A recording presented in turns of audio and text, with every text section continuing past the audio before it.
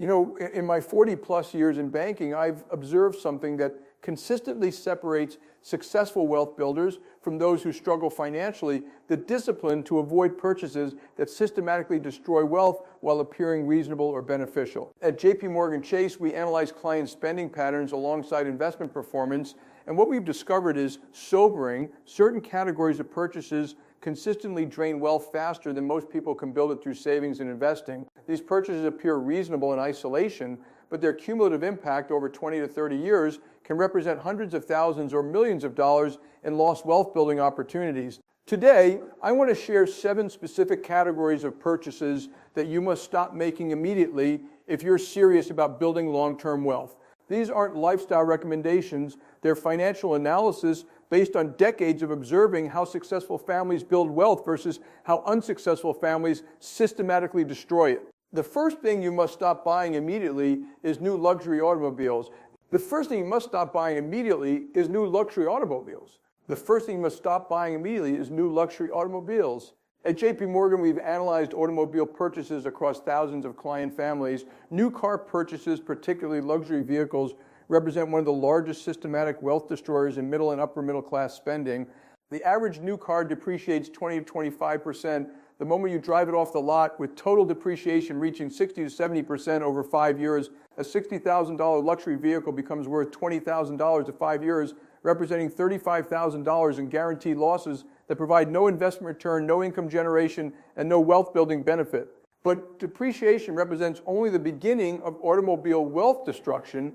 New car purchases typically require financing that creates interest expenses on depreciating assets, the worst possible combination for wealth building. Financing $60,000 over 5 years costs $3,000 to $5,000 in interest on top of depreciation losses.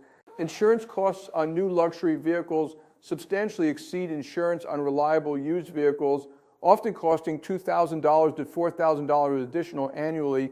Luxury vehicle maintenance requires dealer service at premium pricing, with routine maintenance costing 50 to 100% more than comparable service on mainstream vehicles. The opportunity cost represents the most significant wealth destruction mechanism. The $60,000 spent on a depreciating luxury vehicle, if invested in diversified stock market index funds earning 10% annually, grows to approximately $150,000 over 10 years and $400,000 over 20 years. The total wealth difference exceeds $500,000 over a typical working career. Consider the complete life cycle costs of luxury vehicle ownership. A client who purchases a new $60,000 luxury vehicle every 5 years over a 30-year period spends $360,000 on depreciating assets. Those same vehicles are worth approximately $75,000 total after depreciation, representing $285,000 in guaranteed wealth destruction.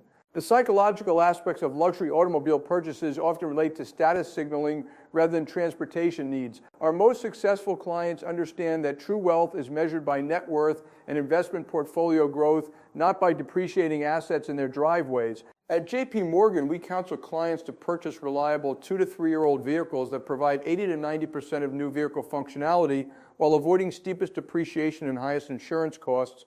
Clients following this discipline consistently build wealth faster because they redirect automobile depreciation toward appreciating investments. For practical implementation, establish automobile purchase budgets based on reliable transportation needs rather than emotional desires. Purchase quality, used vehicles with strong reliability records, pay cash to avoid financing costs, and redirect savings toward retirement accounts. The second thing you must stop buying immediately is whole life insurance. The second thing you must stop buying immediately is whole life insurance. The insurance industry has created one of the most successful wealth transfer mechanisms in financial services, transferring wealth from policyholders to insurance companies through products marketed as investments but structured as high-fee wealth extraction systems. Whole life insurance combines life insurance with an investment component that typically generates returns of 2 to 4% annually while charging fees of 1 to 3%. The net returns barely keep pace with inflation while tying up substantial capital in illiquid, low-performing investments with limited transparency about fee structures and investment allocations. At JP Morgan, our analysis shows that typical policies where clients pay $500 monthly over 30 years invest $180,000, but but receive cash value of only $120,000 to $150,000 guaranteed wealth destruction disguised as financial planning. Sales commissions range from 50 to 100% of first-year premiums, creating enormous incentives for insurance salespeople to recommend products that benefit insurance companies rather than customers. This superior alternative demonstrates the power of separating insurance from investing. Purchase term life insurance for 10 to 20% of whole life costs, then invest the premium difference in tax advantage retirement accounts. A client paying $500 monthly for whole life could instead buy $300,000 term coverage for $50 monthly and invest the remaining $450 monthly. Over 30 years at 8% returns, the investment accounts grow to approximately $600,000 while providing immediate liquidity and superior growth potential. The insurance industry promotes whole life insurance as tax advantage investing, but retirement accounts provide superior tax advantages without excessive fees and illiquidity. 401k plans, IRAs, and Roth IRAs all provide better tax treatment while maintaining investment flexibility and transparent fee structures. Consider the cash flow implications over a typical policy period. The client paying $500 monthly for whole life insurance could instead allocate $50 to term life insurance and $450 to tax advantage investments.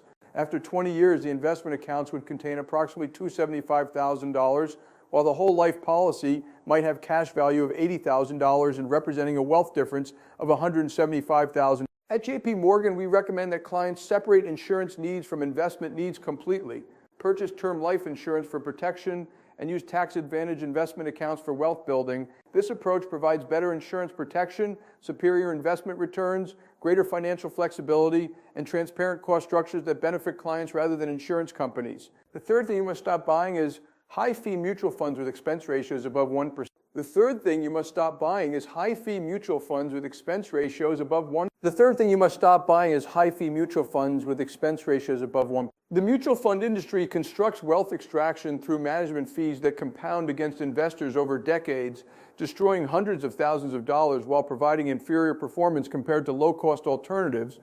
At JP Morgan, our analysis shows that funds with expense ratios above 1% annually underperform low-cost index funds over 10, 15, and 20-year periods in over 85% of cases. High-fee funds must overcome their fee disadvantage through superior investment performance, but few fund managers consistently achieve this superior performance after accounting for taxes and transaction costs. The mathematical impact of fees compounds dramatically over investment periods.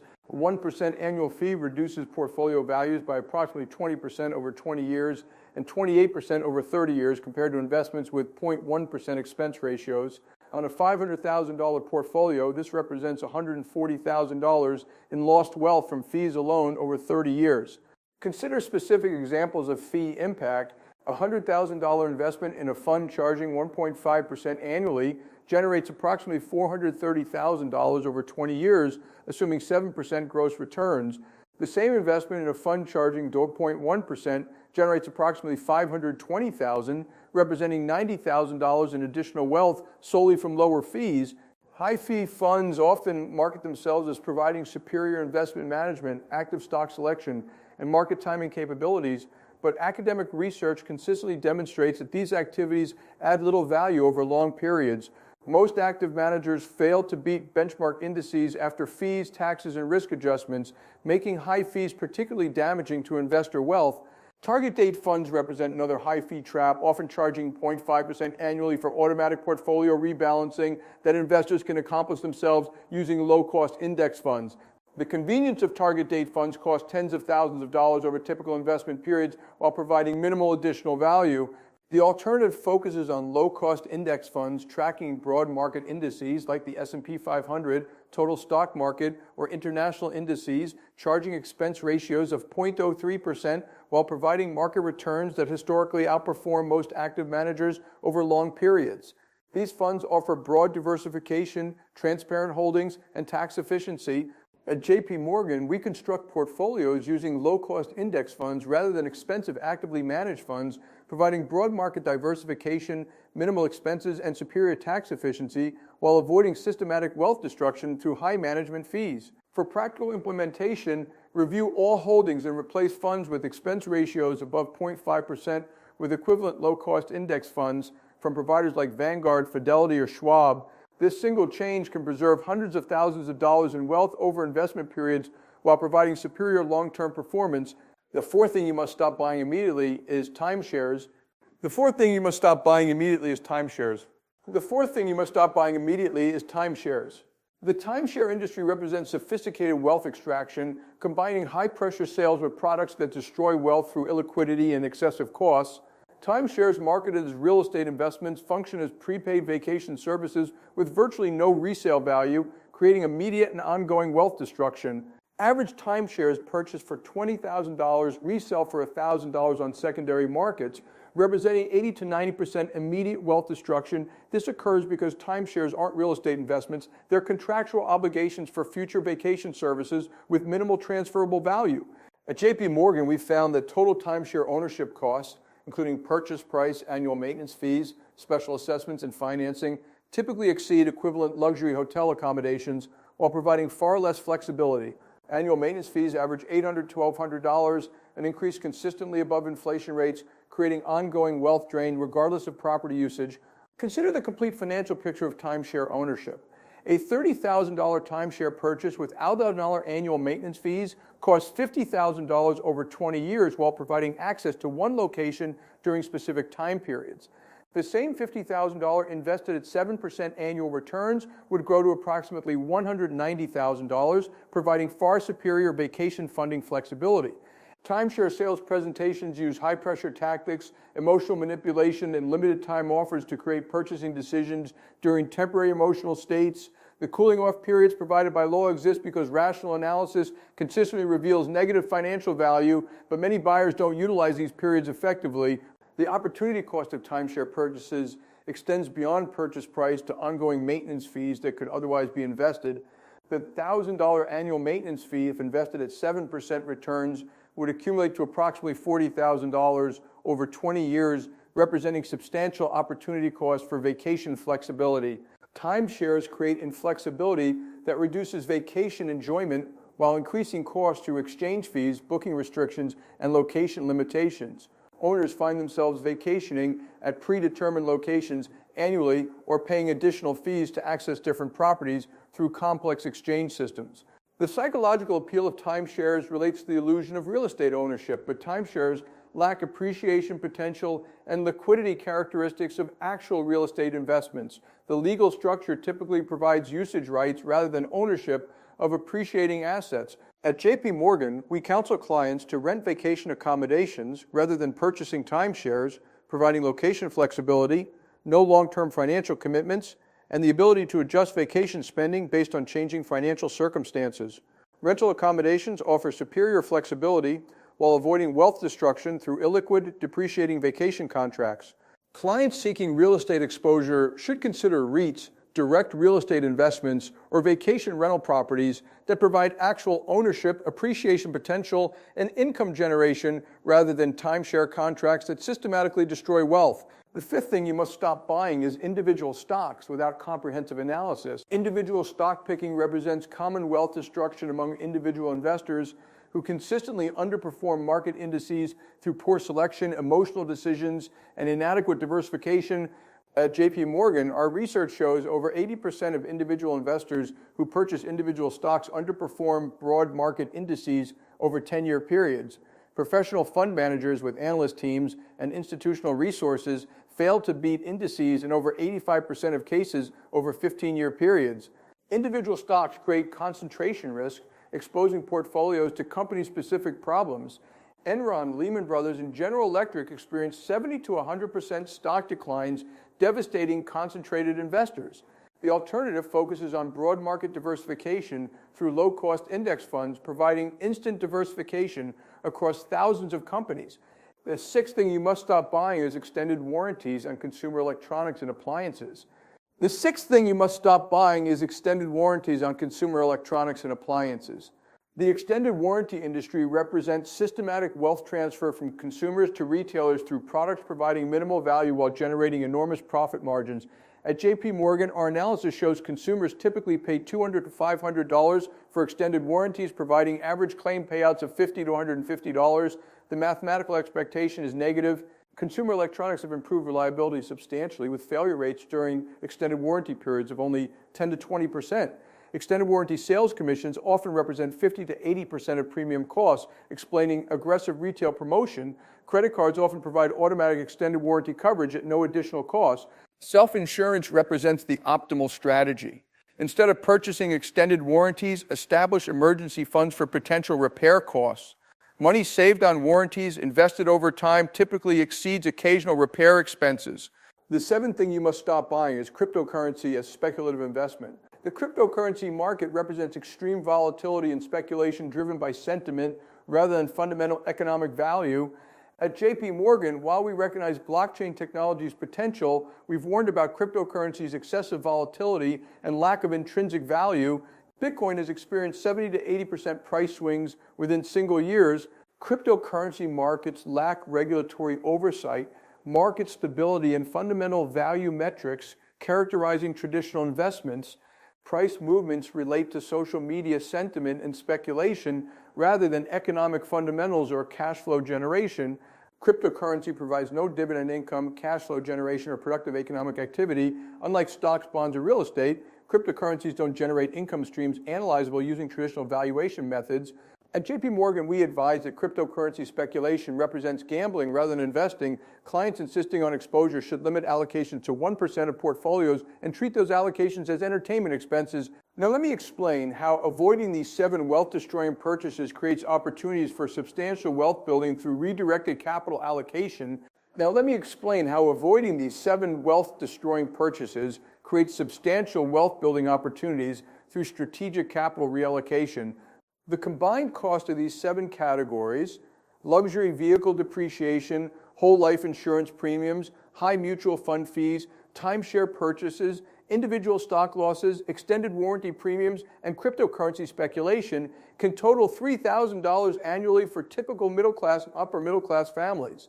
This $5,000 annual average, if redirected toward tax-advantaged retirement accounts and low-cost index funds earning 8% annually, grows to approximately $600,000 over 30 years. The wealth difference between families making these wealth-destroying purchases versus those avoiding them approaches $1 million over typical working careers. At JP Morgan, we've observed that clients demonstrating discipline in avoiding wealth-destroying purchases consistently accumulate wealth faster and achieve financial independence earlier than clients with similar incomes making these systematic mistakes. For practical implementation, establish clear purchase criteria based on necessity rather than desire. Calculate opportunity costs by comparing purchase prices to investment growth potential. Avoid high-pressure sales situations, encouraging emotional decisions.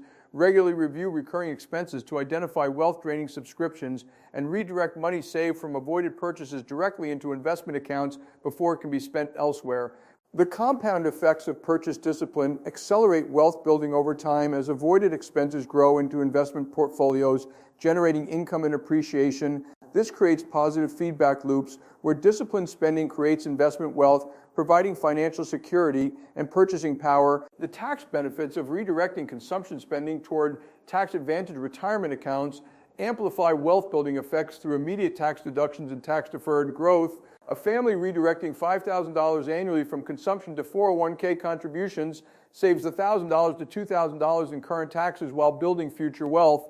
Investment account growth from redirected consumption spending provides financial flexibility that consumption purchases cannot match. Investment portfolios provide liquidity for emergencies, income for career transitions, and capital for business opportunities that consumption assets cannot provide. At JP Morgan, we help clients model long-term wealth impact of different spending and investment scenarios. These analyses consistently show families avoiding systematic wealth destruction through disciplined purchasing achieve financial independence 5 to 10 years earlier than families with similar incomes but undisciplined spending patterns.